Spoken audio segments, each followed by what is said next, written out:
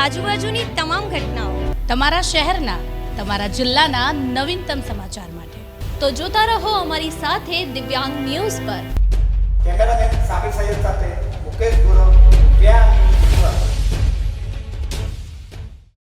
નમસ્કાર, હું છું પૂજા. દિવસભરની ઘટનાઓમાંથી અમુક ઘટનાઓ ખૂબ જ ચર્ચામાં રહે છે. આવી વિશેષ ઘટનાઓને આપણે વિસ્તારથી સમજીએ તો સુરતમાં ટ્રાફિક નિયમો પ્રત્યે જનજાગૃતિ વધારવા માટે ન્યાયતંત્રની આગવી પહેલ સામે આવી છે. ડિસ્ટ્રિક્ટ એન્ડ સેશન્સ કોર્ટે સુરતના મુખ્ય ન્યાયાધીશ રાહુલ ત્રિવેદીએ નાગરિકોને ટ્રાફિક નિયમોનું કડક પાલન કરવા હકારાત્મક પરંતુ સ્પષ્ટ અપીલ કરી છે. સુરત શહેરમાં ટ્રાફિક નિયમો પ્રત્યે જનજાગૃતિ વધારવા અને નાગરિકોને સરળતાથી ન્યાયિક સેવા મળી રહે તે હેતુસર એક મહત્વપૂર્ણ સંદેશો જાહેર થયો છે. ડિસ્ટ્રિક્ટ એન્ડ સેશન્સ કોર્ટે સુરતના મુખ્ય ન્યાયાધીશ રાહુલ ત્રિવેદીએ જાહેર જનતાને ટ્રાફિક નિયમોનું કડક પાલન કરવાની હકારાત્મક અપીલ કરી હતી. શહેરમાં સતત વધતા ટ્રાફિક અને તેને કારણે સર્જતા અકસ્માતોમાં ઘટાડો લાવવા માટે નાગરિકોની જવાબદારીને સૌમ્ય પરંતુ દ્રઢ શબ્દોમાં રજૂ કરવામાં આવી હતી.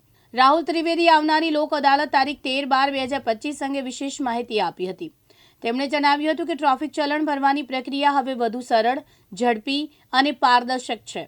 લોક અદાલતના દિવસે નાગરિકો ઓછી વેળામાં કોઈ મુશ્કેલી વિના નિયત કાઉન્ટર પર પોતાનું બાકી રહેલું ચલણ સરળતાથી ચૂકવી શકશે.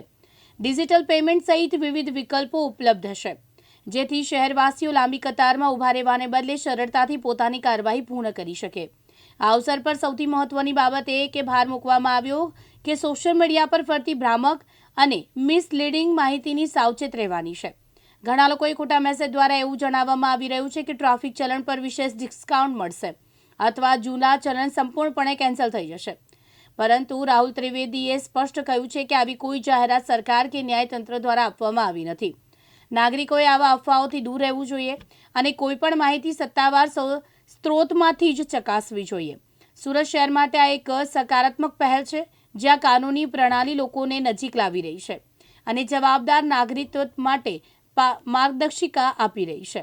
ટ્રાફિક નિયમોનું પાલન કરવાથી શહેર વધુ સુરક્ષિત બને છે, અકસ્માતો ઓછા થાય છે અને પરિવાર તથા સમાજ બંનેનું રક્ષણ થાય છે.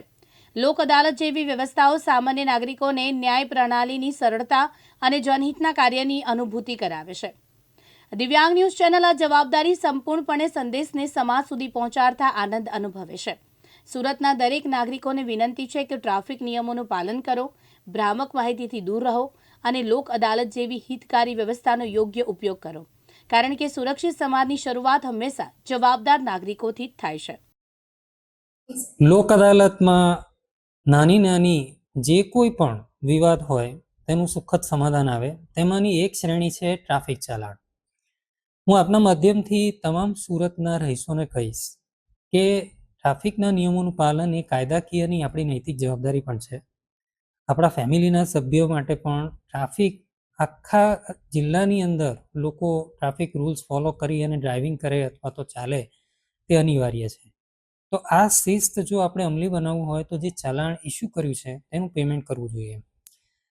આજની તારીખે સુપ્રીમ કોર્ટ દ્વારા, રાષ્ટ્રીય કાનૂની સેવા સત્તામંડળ નાલસા દ્વારા, હાઈકોર્ટ દ્વારા કે ગુજરાત રાજ્ય કાનૂની સેવા સત્તામંડળ કે અમારી કોઈ પણ ઓથોરિટી દ્વારા કે ગુજરાત સરકાર દ્વારા ટ્રાફિક ચાલાણની રકમમાં કોઈ કન્સેશન આપવામાં આવ્યું નથી. લોક અદાલતમાં આ ચાલાણ કેસ પૈસા ભરીને પૂરું કરવાનો એક ફાયદો એવો છે કે કેસ અદાલતમાં દાખલ કરતા પહેલાં જ તમે નાણાં ભરી દીધા હોય તો એ ચાલાણ કેસ એનસી કેસ તરીકે જિલ્લા કોર્ટમાં રજીસ્ટર થતો નથી અને તમે તમારી જવાબદારી પૂરી કરો છો. જે હાલ જ નવો નિર્ણય લેવાયો છે એ પ્રમાણે અમદાવાદમાં 5થી વધારે ચાલાણ ભેગા થયા હોય તો તે સંજોગોમાં લાયસન્સ છે એ પણ જે અરજદારનું છે તે કદાચ સસ્પેન્શનમાં મૂકવાનો નિર્ણય લેવાયો છે. વાહન છે એનું લિયન છે એ આરટીઓ રાખે છે.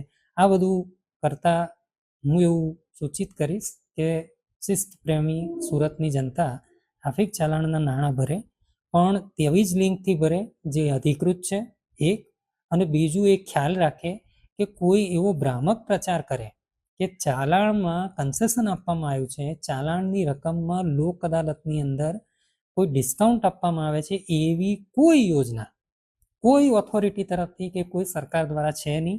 આમાં કોઈ લિંકમાં ફસાતા નહીં તેવી મારી તમામને વિનંતી છે. અબુ મિર્ઝા સાથે મુકેશ ગુરવનો રિપોર્ટ, દિવ્યાંગ ન્યૂઝ, સુરત.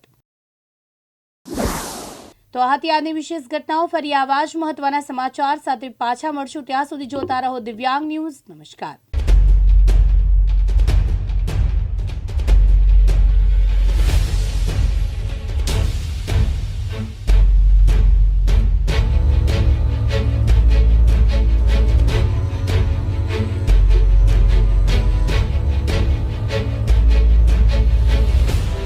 તમારી આજુબાજુની તમામ ઘટનાઓ, તમારા શહેરના, તમારા જિલ્લાના નવીનતમ સમાચાર માટે તો જોતા રહો અમારી સાથે દિવ્યાંગ ન્યૂઝ પર. કેમેરામેન સાબિર સૈયદ